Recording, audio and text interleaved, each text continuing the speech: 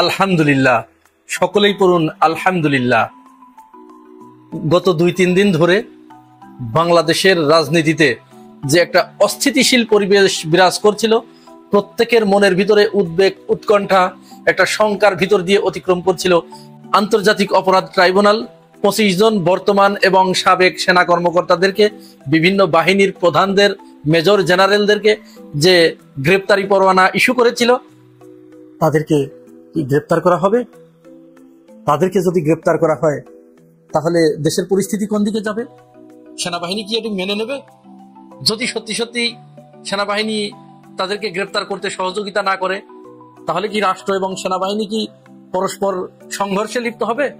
সেনাবাহিনী কি ক্ষমতা হস্তান্তর করবে? ইউনূস সরকারকে হটিয়ে দিয়ে ওয়াকারুজ্জামান কি রাষ্ট্রের সমস্ত কর্তৃত্ব গ্রহণ করবে? সেনাবাহিনী কি আবার সেই 1-11 মতো হটকারী হয়ে যাবে? তারা কি জনগণের বিরুদ্ধে দাঁড়াবে? ইত্যাদি নানা ধরনের প্রশ্ন বাংলাদেশের মানুষের, কোমলমতি মানুষের হৃদয়ের ভিতরে ঘুরপাক খাচ্ছিল, আর তাদের চোখের সামনে একটা সরষে ফুল দেখার মতো অবস্থা তৈরি হয়েছিল।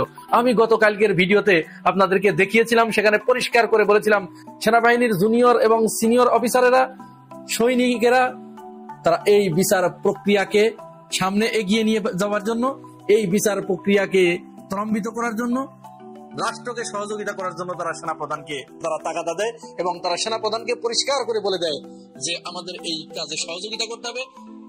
কোন মতো অবস্থায় যেন অপরাধীর পরিচয়, সে একমাত্র অপরাধী। সে সেনাবাহিনীর কোন পদে, কোন পজিশনে, তার রাষ্ট্রীয় খেতাব কি, তার পারিবারিক খেতাব কি, তার বংশমর্যাদা কি, তার আভিজাত্য কি, এটি কোনো গুরুত্বপূর্ণ বিষয় নয়। সুতরাং যেই হোক, তাকে আইনের আওতায় সোপর্দ করতে হবে, তাকে আইন শৃঙ্খলা রক্ষাকারী বাহিনীর হাতে তুলে দিতে হবে। যখন প্রবলভাবে মিড লেভেলের অফিসারেরা এই বার্তা সেনাপ্রধান ওয়াকারুজ্জামানকে পৌঁছিয়ে দেয়, তখন ওয়াকারুজ্জামান আর কোনো উপায়ন্তর না পেয়ে সিদ্ধান্ত পরিবর্তন করতে বাধ্য হয়।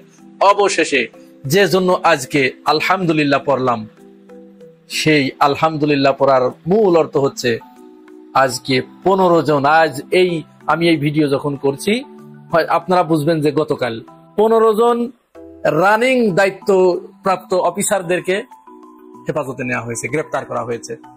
আইএসপিআর, সেনা সদর দপ্তর, তাদের অবস্থান পরিষ্কার করেছে।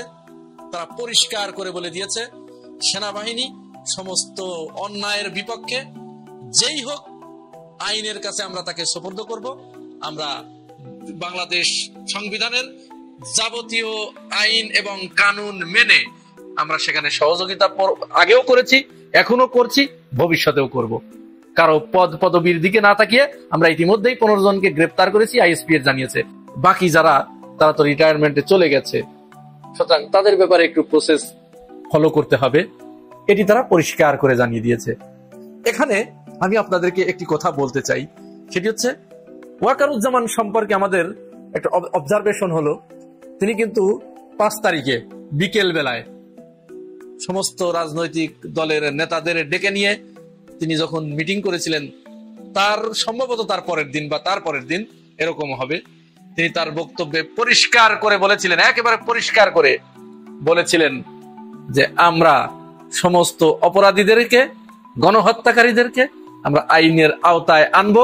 বাংলাদেশের জনগণ, আপনারা আমাদের উপরে আস্থা রাখতে পারেন, বিশ্বাস রাখতে পারেন, ভরসা রাখতে পারেন, আমরা প্রত্যেকের বিচারের মুখোমুখি করব এবং বিচার করব। এটি কিন্তু তিনি পরিষ্কার করে বলেছিলেন। কিন্তু সেনাপ্রধান তার সেই বক্তব্যে পরবর্তীতে আর স্থির থাকেন নাই।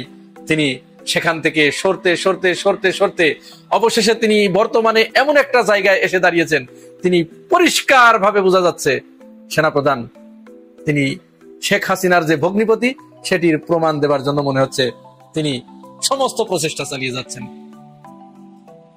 তার হেফাজত থেকে, তার আন্ডারের ভিতরে থেকে, তার সারেন্ডারিং এর ভিতরে থেকে 626 জন ভারতের বুকে পালিয়ে গেছে। এই কথা আমরা সেনাপ্রধানকে বারবার স্মরণ করে দিতে চাই। এটি বাংলাদেশের জনগণ এত সহজে ভুলে যাবে বলে মনে করার কোনো কারণ নেই।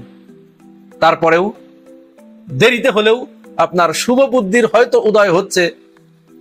আপনার মিড লেভেলের অফিসারদের বিরোধিতার কারণে, আপনি তাদের সাথে হয়তো পেরে উঠতে না পারার কারণে, তারা বাগড়া দেবার কারণে এই 15 জন দায়িত্বপ্রাপ্ত অফিসারদেরকে হেফাজতে নিতে হয়তো বাধ্য হয়েছেন, আমরা এরকমই বলবো, হয়তো বাধ্য হয়েছেন, বাধ্য না হয়ে উপায় ছিল না, তাদেরকে গ্রেপ্তার না করে কোনো উপায় ছিল না। কারণ গ্রেপ্তারি পরোয়ানা জারি হবার পরের দিন বিএনপি থেকে বিবৃতি দিয়েছে, পরিষ্কার বার্তা দিয়ে দিয়েছে, যেই হোক আইনের কাছে তাকে সোপর্দ করতে হবে। বাংলাদেশ জামাত ইসলামীর কাছ থেকে পরিষ্কার বার্তা পৌঁছে গেছে, তারাও বিবৃতি দিয়েছে যে তাদেরকে আইনের আওতায় আনতে হবে। ইনকিলাব মঞ্চ এবং 24 মঞ্চ প্রত্যেকেই তারা পরিষ্কার করে বিবৃতি দিয়েছে, তারা রাজপথে নেমে এসেছে, তারা বিক্ষোভ প্রদর্শন করেছে। এনসিপি তারাও পরিষ্কার করে জানিয়ে দিয়েছে, নাহিদ ইসলাম তার ফেসবুক স্ট্যাটাসে পরিষ্কার করে বলে দিয়েছে, অপরাধীর পরিচয় শুধুমাত্র অপরাধী, সে কোন পদে আছে কি এগুলো দেখার কোনো সুযোগ নাই, তাকে অবশ্যই আইনের কাছে হস্তান্তর করতে হবে। এই চাপে পড়ে তাকে সেনা সদর দপ্তর জানিয়েছে আজকে বিকেলে, অর্থাৎ 11 তারিখ শনিবার বিকেলে আইএসপিআর যে সাংবাদিক সম্মেলন করেছে সেখানে তারা পরিষ্কার করে জানিয়ে দিয়েছে যে 15 জনকে তারা হেফাজতে নিয়েছে। সাংবাদিকদের এক প্রশ্ন ছিল যে ডিজিএফআই তো আপনাদের সীমানার ভিতরে, তাহলে আপনারা এই যে গুম, এখানে এরকম অপরাধ সংগঠিত হলো, জঘন্যতম অপরাধ সংগঠিত হলো, এটি আপনারা ব্যবস্থা আগে থেকে নিলেন না কেন? সেখানে আইএসপিআর একটা ব্যাখ্যা দিয়েছে যে এটা বিশাল একটা এরিয়া এবং এই এরিয়ার ভিতরে অনেক সিভিলিয়ানদের বসবাস। সেনাবাহিনী তো সবার সিভিলিয়ানদের বিষয়ে নাক গলাতে পারে না। যেমন সাবেক মাননীয় প্রধানমন্ত্রী বেগম খালেদা জিয়া এই ক্যান্টনমেন্টের ভিতরে সিভিলিয়ান এরিয়ায় ছিল, তার বিষয়ে তো আমরা নাক গলাই নেই। সুতরাং আমরা সেটি জানতাম না, তবে যখন জানতে পেরেছি তখন থেকেই আমরা সরকারকে বারবার বলেছি আমরা এটাকে সহযোগিতা করছি। যখন যে নোট চেয়েছে, যখন যে ডকুমেন্ট চেয়েছে, আমরা সবগুলো সরবরাহ করেছি। আইএসপিআর পরিষ্কার করে বলেছেন যে এমনকি যেদিন এই রায় হয়েছে, গত বুধবার এই গ্রেপ্তারি পরোয়ানা জারি হয়েছে, সেদিনেও সকালবেলা আমাদের কাছে কিছু ডকুমেন্ট চাওয়া হয়েছে, আমরা সাথে সাথে সেগুলো সরবরাহ করেছি। তার মানে আমরা বুঝতে পারি যে সেনাবাহিনীর ভিতরেও একটা শুদ্ধি অভিযান পরিচালনা করার জন্য তারা মুখিয়ে আছে। তারা চাচ্ছে যে শেখ হাসিনার আমলে যে মিথ তৈরি করা হয়েছিল, শেখ হাসিনা মানুষের মুখে মুখে যে ঠোঁটে ঠোঁটে যে বাণীটি পৌঁছে দিয়েছিল যে শেখ হাসিনা ক্ষমতা থেকে চলে গেলেও 1 থেকে 50 পর্যন্ত সিরিয়ালে যারা আছে প্রত্যেকেই আওয়ামী লীগের পরীক্ষিত নেতাকর্মী বা ছাত্রলীগের নেতাকর্মীকে এখানে বসিয়ে গেছে। সুতরাং কোন মতো অবস্থায় বাংলাদেশ থেকে আওয়ামী লীগের আর কোনো ক্ষতি করা সম্ভব হবে না, আওয়ামী লীগকে বিতাড়ন করা সম্ভব হবে না। এই মিথ কিন্তু শেখ হাসিনা তৈরি করে গিয়েছিল। এই মিথ কিন্তু আইএসপিআর এর বক্তব্যের মাধ্যমে পরিষ্কার বোঝা যাচ্ছে তারা এই মিথ জয় বাংলা করে দিচ্ছে, তারা কেল্লাফতে করে দিচ্ছে। কারণ তারা বুঝতে পেরেছে যে শেখ হাসিনা বাংলাদেশ সেনাবাহিনীকে একেবারে ধ্বংস করে দিয়ে গেছে। এটা বাংলাদেশের সেনাবাহিনী ছিল না, মূলত ছিল এটা ভারতের সেনাবাহিনী। ভারতের কোথায় পরিচালিত হয়েছে? শেখ হাসিনা ভারত থেকে যে ডক্ট্রিন পেয়েছে সেই ডক্ট্রিন অনুযায়ী এখানে তারা সেটা অ্যাপ্লাই করেছে, আর পুতুলের মতো তারা সেটি পালন করেছে। সুতরাং মনে হচ্ছে সেনাবাহিনীর ভিতরে তাদের বোধোদয় হয়েছে, তারা কিছুটা অনুতপ্ত হয়েছে যে তাদের নিজেদের সার্বভৌমত্ব কেন তারা অন্যের হাতে তুলে দিয়েছিল। তারা এটি উপলব্ধি করতে পেরেছে এবং ওয়াকারুজ্জামানকে এটি তারা বোঝাতে চাচ্ছে যে আপনি সেনাবাহিনীর প্রধান থাকার পরেও কেন এখন পর্যন্ত আপনি শেখ হাসিনাকে যে ভারত আশ্রয় দিয়ে রেখেছে আপনি তার প্রতিবাদ করেন নাই, বা শেখ হাসিনাকে ফেরত দেওয়ার ব্যাপারে ভারতের আপনি কোনো বিবৃতি দেন নাই ভারতের কাছে। আপনি কেন এই 626 জন কেন ভারতেই পালিয়ে যেতে হলো, অন্য কোনো দেশ নয় কেন? এই ব্যাপারে আপনার কোনো বক্তব্য নাই কেন? আপনি 5 আগস্টের পর থেকে এখন পর্যন্ত কেন শেখ হাসিনা যে গণহত্যাকারী এই ব্যাপারে আপনার মুখ থেকে একটি কথাও কেন বের হয় নাই? ইত্যাদি ইত্যাদি নানান প্রশ্নে সেনাবাহিনীর ভিতরে এখন জর্জরিত। মনে হচ্ছে তারা এইখান থেকে কিছুটা ওভারকাম করতে চায়।